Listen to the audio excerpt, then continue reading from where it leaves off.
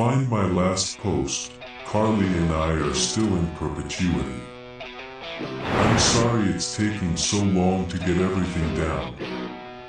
Honestly, I wasn't expecting it to take me so long, and finding the time has been more difficult than anticipated. The day after I followed Stephanie out of the dining hall was relatively uneventful. I didn't see her again like I had the previous days. We spent the majority of our time inside the second room where Carly was editing the audio for the videos and writing her commentary. While I was editing our footage we had compiled so far.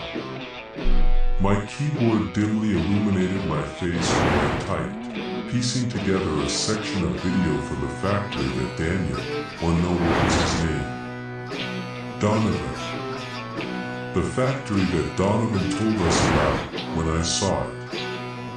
There in the back of a pan over from one of the upper levels of the factory courtyard was a clown. I cannot properly tell you what it looked like, but the fact it was there is undeniable.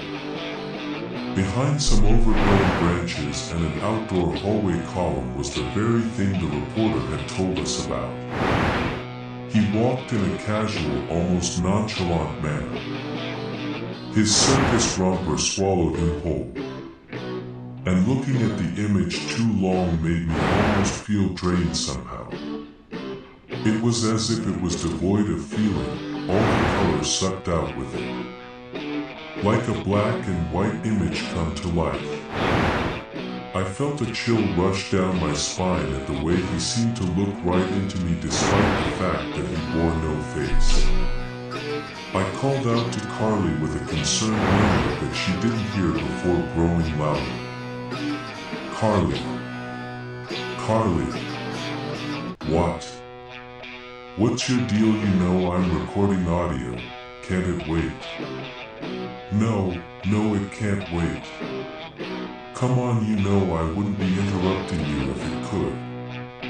You know I wouldn't be interrupting you if it could, she says in a mocking imitation of my voice while leveling me with a hard stare over her shoulder.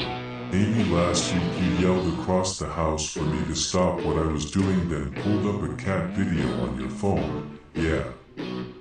That couldn't wait, and this can't either. Her foot taps a few times impatiently. She takes a deep breath and sighs, exasperated with me. Fine, show me. She darts out of her chair and leans on the back of mine, resting her chin on my shoulder. I rewind the section of video and press play. At first she looks almost bored, then I feel the weight of her head come off of my shoulder. It rises gradually with the widening of her eyes. What the fuck is that thing, I think. My mouth gapes open and closed like a fish as I hesitate to answer with any certainty at all. It's that thing that the reporter was talking to us about. I know that we've been seeing a lot of strange stuff recently, Ames, but she's white as a ghost. Pale and clammy, I think she may be sick. It never gets any less weird getting confronted with things like this. We spent the next couple of hours poring over all of the footage, photos, anything that we'd taken since we got into town. Scouring it for any trace of the desaturated entertainer, audio recordings forgotten. By the time we called it quits, we had missed lunch, and almost missed dinner, which we reluctantly stopped for after finding nothing else. Not a single trace of that damn clown. Then, well, the next day I'm surprised to find I'm out of bed before Carly is. Turns out she really was getting sick. I walked over about ready to tear the sheets off and tell her off for not getting to bed early enough when I saw how miserable she looked. I left the room and got a thermometer from Stephanie at the front desk, and sure enough, a fever. This was going to be a problem. We still had plenty of time in town, but a limited amount of free days. All that planning and preparation, and now it was in jeopardy.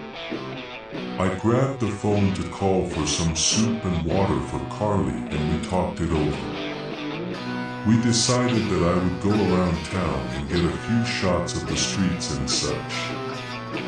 We don't go out to abandoned places alone for safety, and that wasn't changing just because one of us had gotten sick. Afterwards, I would come back and we'd shift our schedule around to make it another editing day. I honestly thought that it would be fine. Not too long after I head out with my camera slung over my shoulder. When room service came before I left, they also happened to have some medicine. One less thing to worry about and pretty convenient. I made a quick stop by the coffee shop for a drink and worked my way around town. A picture here, a video there. I even brought Carly's dang tape recorder with me to give her some commentary about the place. I was walking through a section of the city on the edge of town when I stumbled upon a playground. One of those old ones like they used to make them.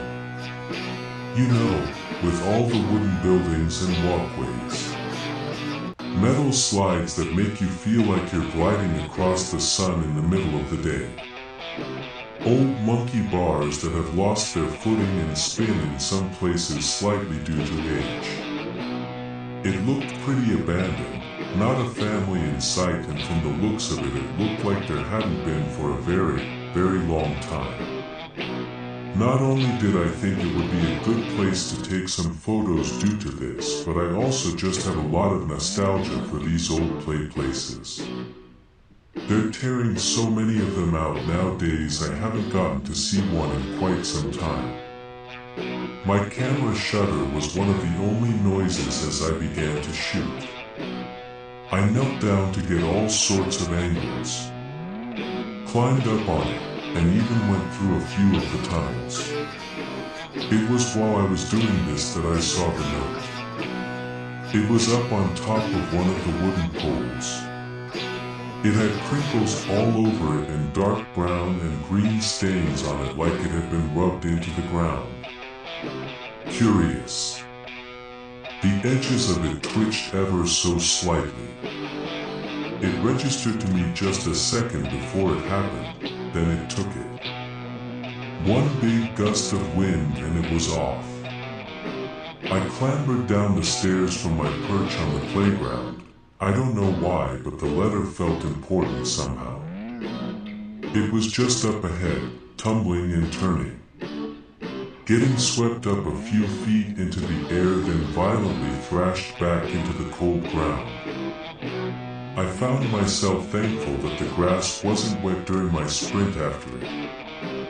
It just kept going and going, its flutters almost perfectly timed with the crunch under my feet. My foot caught on a raised root and I took a harsh tumble to the ground. I looked at my hands pressed into the hard ground, rustling through the leaves, twigs, and dirt. The note had finally stopped just a handful of feet in front of me.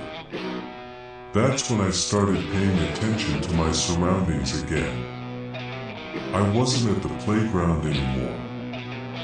I was in a cage. My elbows ached when I made my way to my feet.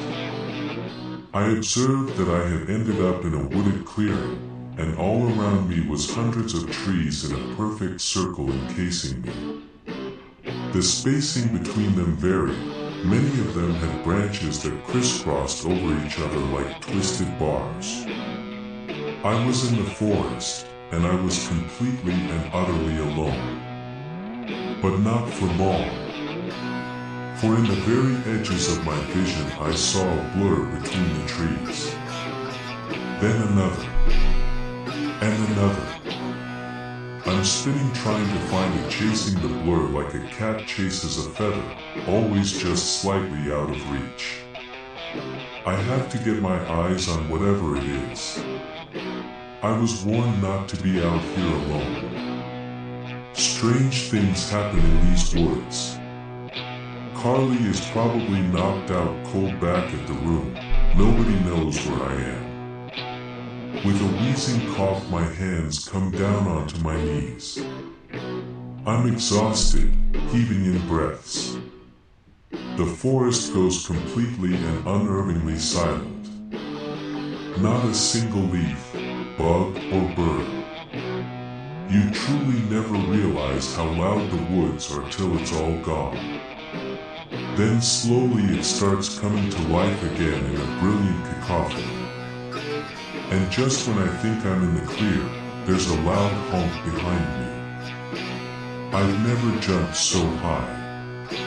The feeling in my bones like being struck by lightning. I spin on my heel, nearly tripping. Right by my face, peeking from between the trees at my eye level, is a tiny BU.